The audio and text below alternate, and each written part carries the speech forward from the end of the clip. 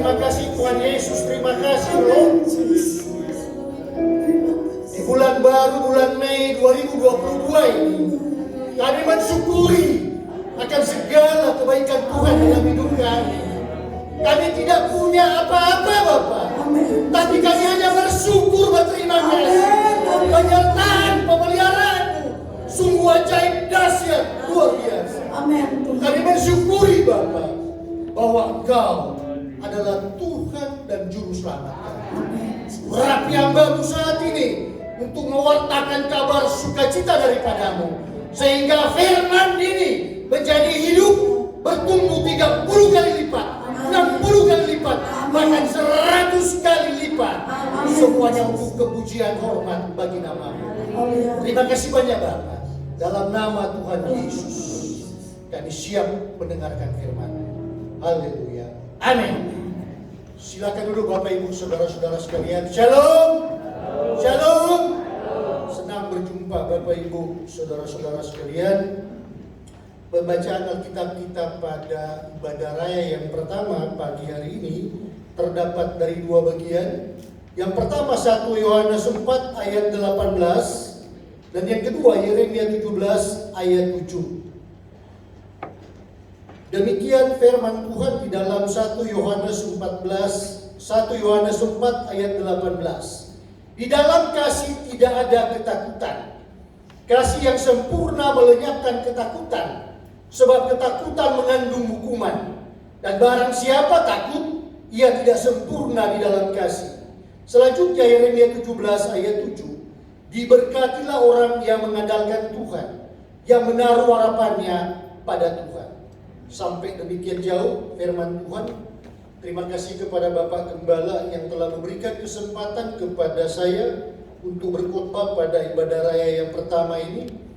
Walaupun beberapa kali saya belum berkesempatan memenuhi jadwal khotbah saya karena bertepatan bekerja di luar daerah. Bapak, Ibu, saudara-saudara yang Tuhan Yesus kasihi, baik yang ada di gereja ini, di rumah, di luar negeri, serta dimanapun berada. Khotbah ini saya beri judul Kasih Allah Memberkati Hidup Kita. Nah, Bapak Ibu, saudara-saudara yang diberkati Tuhan Yesus, berbicara kasih Allah berarti Allah turun langsung dari tempat yang maha kudusnya untuk menjumpai satu persatu kita, baik yang ada di gereja ini, dimanapun kita berada. Menjumpai saya, Bapak Gembala, Bapak Ibu, saudara-saudara sekalian. Sehingga kasih Allah ini dia bersifat mutlak. Karena kasih Allah dia bersifat mutlak, maka Allah kita adalah Allah yang senang memberkati. Allah kita adalah Allah yang bertakhta di atas segala-galanya. Makanya ketika Allah bertakhta di atas segala-galanya, maka ketika Allah berfirman, terbukalah, maka dia akan terbuka. Tertutuplah, maka dia akan tertutup. Maka minta kepada Tuhan supaya dia buka jalan berkat di dalam hidup kita, supaya kita senantiasa berada di dalam lindungannya. Tapi ingat baik-baik, Allah kita bukan hanya Allah yang sedang memberkati, tapi kita tahu bahwa Allah kita adalah Allah yang maha cemburu. Makanya Allah ingin hidup kita manusia tergantung 100% hanya kepada Dia saja. Allah tidak mau diselingkuhi. Jangan ada padamu, jangan ada padamu ilah lain di hadapanmu. Makanya gunakan full hidup kita ini untuk menyenangkan hati Tuhan. Tuhan tidak pernah menjanjikan bahwa tidak ada badai. Tuhan tidak pernah menjanjikan tidak ada gelombang. Tuhan tidak pernah menjanjikan bahwa langit selalu cerah. Tetapi janji Tuhan, Dia akan menyertai kita sampai kesudahan zaman. Janji Tuhan, Dia akan menyertai kita sampai Maranatha, beri kemuliaan Tuhan. Bapak Ibu yang diberkati Tuhan Yesus. Kata Latin dia bunyinya begini, memento mori, memento vivere. Ingatlah akan hidupmu ketika engkau hidup, dan ingatlah penghakimanmu ketika engkau mati. Apa artinya di sini? Nafas hidup yang Tuhan berikan kepada kita, itu namanya adalah kasih sayang Tuhan, kebaikan Tuhan. Sifatnya gratis bukan? Gratis bukan? Kalau sifatnya gratis, pakai talenta Tuhan yang diberikan kepada saya, Bapak Ibu, satu persatu kita untuk melayani Tuhan sesuai dengan bidang talenta yang diberikan. Kalau saya sebagai seorang advokat, sebagai dosen, maka saya akan pakai talenta ini untuk memuji, memuliakan Tuhan, berkhotbah sesuai dengan bidang talenta saya. Bapak Ibu sebagai pedagang, Bapak Ibu sebagai pegawai negeri, Bapak Ibu sebagai TNI Polri, Bapak Ibu dalam profesi sebagai apapun juga, maka itu adalah kasih karunia Tuhan dalam hidup kita. Beri kemuliaan untuk Tuhan. Nah, oleh karenanya, bicara tentang kasih Allah ini, bicara tentang kasih Allah ini, kasih Allah nampak dalam hidup kita, dalam hidup saya, dalam hidup Bapak Ibu saudara-saudara sekalian. Dia turun pertama-tama kasih dari sorga ini di dalam keluarga kita, di dalam rumah tangga kita. Makanya pakai kasih Allah di dalam keluarga kita, di dalam rumah tangga kita, dengan 3 fungsi. Ayah, dia bertindak sebagai imam. Istri, dia bertindak sebagai tiang doa. Anak, dia bertindak sebagai mahkota. Kenapa ayah dia bertindak sebagai imam?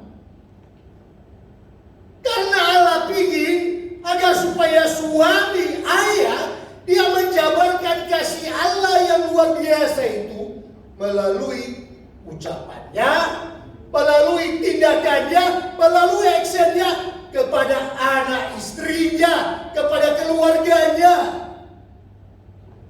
Sehingga kita memandangkan yang namanya mulailah dari dalam keluarga. Demikianlah hendaknya terangmu bercahaya di depan orang, supaya mereka melihat perbuatanmu yang baik dan memuliakan Bapamu yang di surga. Hai bapak-bapak, hai suami-suami, tugas kita bukan cuma beri makan anak istri kita, tapi tinggalkan suri teladan di dalam action kita, di dalam perbuatan kita, dalam kata-kata kita. Itu yang paling pertama. Allah mau itu dulu.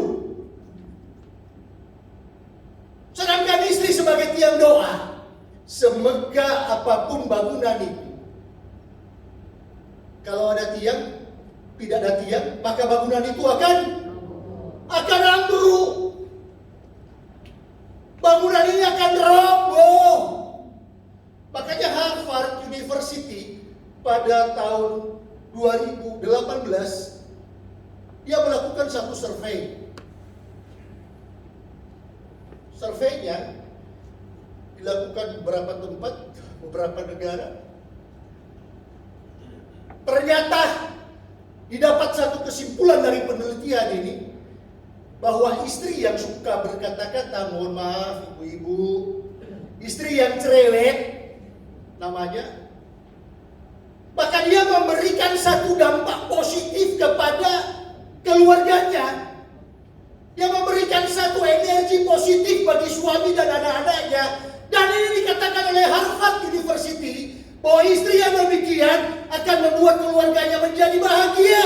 Suaminya akan lebih dominan, berhasil dalam segala hal.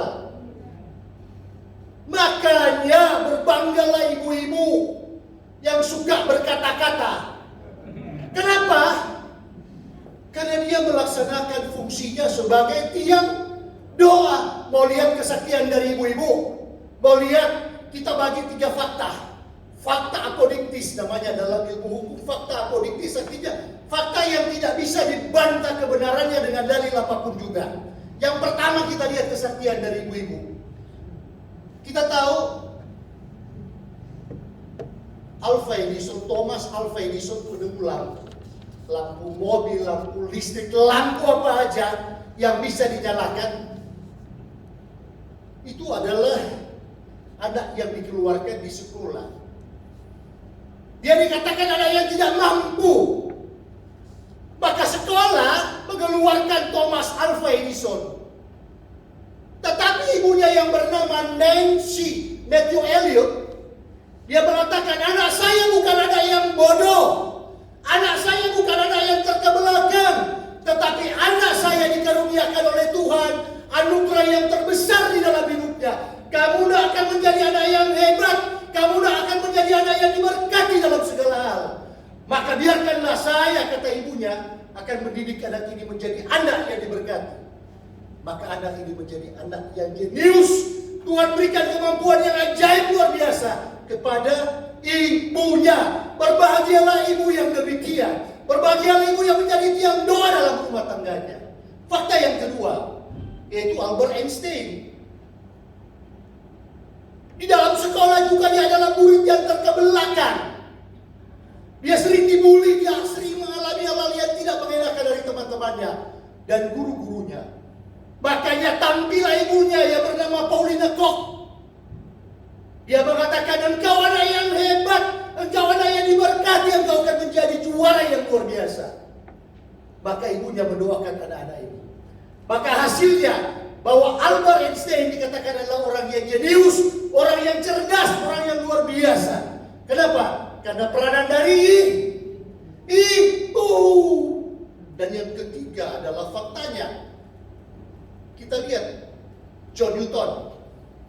John Newton kita walaupun tidak mendengarkan namanya, tapi di dalam kehidupan kita tahu John Newton di dalam lagunya, yaitu Amazing Grace, how sweet the sound that saved a wretch like me. I once was lost, but now I found, was blind, but now I see. Ini lagu tahu nggak? John Newton, dia dibesarkan oleh ibunya. Pada umur 4 tahun, dia sudah mahir menyanyikan himne-himne gereja. Dia diajar dari kecil untuk berdoa kepada Tuhan. Dia diajar oleh ibunya untuk mengenal Allah yang ajaib dan luar biasa. Tapi pada usia 7 tahun, John Newton, sang ibu meninggal dunia. Maka dia diperawatlah oleh ayahnya. Karena ayahnya adalah seorang kapten pelaut. Maka pada usia 11 tahun, John Newton diajak berlayar oleh ayahnya untuk mengunjungi negara-negara yang lain. Karena John Newton ini sudah terbiasa dengan darat pelaut, sudah biasa mengarungi laut dari usia 11 tahun. Singkat ceritanya, pada usia 23 tahun, dia sudah memiliki satu buah kapal. Namanya The Greyhound, nama kapal ini. Maka John Newton hidup dalam keadaan vulgar. Dia lepas kendali. Hepeng gampang dicari. Maka satu ketika pada usia 23 tahun, John Newton dari Inggris dia menuju ke Afrika. Tujuannya adalah mengangkut budak-budak di Afrika. Ketika dia kembali dari Afrika menuju ke Inggris, di Samudra Atlantik Utara, dia dihantam ombak, dia dihantam badai yang luar biasa. Selama 4 minggu dia terombang-ambing di Samudra Atlantik Utara. Semua daya upaya dia sebagai nakoda di kapal itu, krunya dengan segenap kekuatan berupaya untuk menyelamatkan kapal ini dari amukan badai. Apa yang terjadi? Semua dalam keadaan putus asa. Semua dalam keadaan DDM, detik-detik menegangkan, detik-detik mematikan. Maka teringatlah John Newton kepada ajaran ibunya. Teringatlah John Newton, ibunya mengatakan, Allah adalah sumber segala sumber. Allah adalah kekuatan. Allah Maha Besar. Maka menangislah John Newton. Berlututlah John Newton. Dia mengatakan, Allahku, Tuhan Yesusku, jika memang engkau ada, jika memang engkau benar-benar ada, maka nyatakan mujizatmu saat ini. Redakan badai ombak gelombang ini, maka aku akan mengikuti engkau. Pada saat itu juga Allah berkuasa. Allah berfirman, dia mendengarkan John Newton, doa-doanya. Allah hadir di tengah-tengah badai. Dia meredakan badai. Amin. Muliaan bagi Tuhan. Karena badai reda, tahu nggak? Maka nangislah seluruh kapal ini. Mereka meraung-raung. Mereka memuji Allah yang ajaib dan luar biasa. Kenapa mereka melihat mujizat Allah yang ajaib terjadi seketika itu juga? Maka John Newton sebagai nakoda kapal ini, dia bawa kapal dari Samudra Atlantik Utara dalam keadaan yang sudah kocak, lambungnya sudah berlubang, sampai dia memasuki ke pelabuhan Liverpool, Inggris. Sampai di sana, maka lahirlah lagu Amazing Grace ini. Karena lagu ini tercipta secara ajaib dan luar biasa. Maka ada satu senator, Pak Gembala, senator di Inggris namanya William Wilberforce. Dia merasa terberkati dengan lagu ini. Maka dia memperjuangkan perbudakan yang pertama penghapusan di dunia ada di Inggris. Maka Inggris yang pertama menghapus perbudakan hanya dengan lagu Amazing Grace. Peranan dari siapa? Peranan dari ibunya. Itu kemudian Tuhan. Jadi Bapak, Ibu, saudara-saudara yang diberkati Tuhan, mohon izin minum Pak Gembala. Bapak Ibu, sampai yang berkuasa, kuasa ya. Haleluya.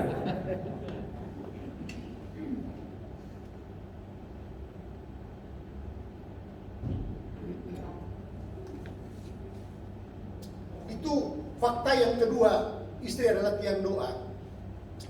Fakta yang ketiga adalah anak-anak sebagai mahkota. Coba tampilkan Amsal 17 ayat 6. Amsal 17 ayat 6. Terus berdiri. Nah. Amsal 17 ayat 6. Mahkota orang-orang tua adalah anak cucu, dan kehormatan anak-anak ialah nenek moyang mereka. Jelas. Anak-anakku sekalian, pemuda-pemudi, remaja. Amsal 17 ayat 6. Mahkota orang-orang tua adalah anak cucu, dan kehormatan anak-anak ialah nenek moyang mereka. Jadi anak-anak, ada anak-anak, ada pemuda, angkat tangan yang pemuda. Angkat tangan semua anak muda. Tinggi. Mana anak-anak muda? Anak-anakku sekalian, kalian itu adalah mahkota. Mahkota tempatnya di atas kan? Kata mahkota ini menunjukkan kebesaran, kemuliaan, kedikdayaan.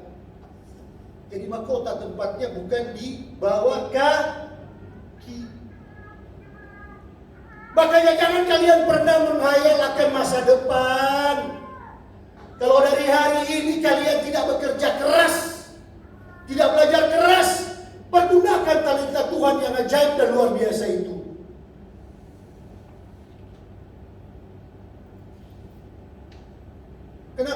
tidak ada yang namanya hari esok. Tidak ada namanya hari depan. Kalau hari ini para pemuda-pemudi itu tidak action, dunia akan tertawa kepada kalian. Kalau kalian bermalas-malasan. Tetapi dunia dan segala isinya adalah anugerah Tuhan ketika kita pakai talenta di dalam Amsal 17 ayat 6. Ini harapan, dan ingat baik-baik Bapak Ibu saudara-saudara yang diberkati. 5 menit masih ada sisa waktu Pak Gembala. Nah, bicara tentang kasih. Bicara tentang kasih tidak cukup hanya melalui ungkapan kata-kata saja. Sebab Alkitab, tolong ditampilkan Matius 7 ayat 16. Matius 7 ayat 16. Matius 7. Dari buahnya lah kamu akan mengenal mereka. Dapatkah orang memetik buah anggur dari semak duri, atau buah ara dari rumput duri? Jadi dari buahnya. Hasilkan buah-buah yang terbaik dalam hidup kita. Supaya jangan orang bilang kepada saya, kepada kita satu persatu, itu munafik. Bukan nabi pikiran kotor.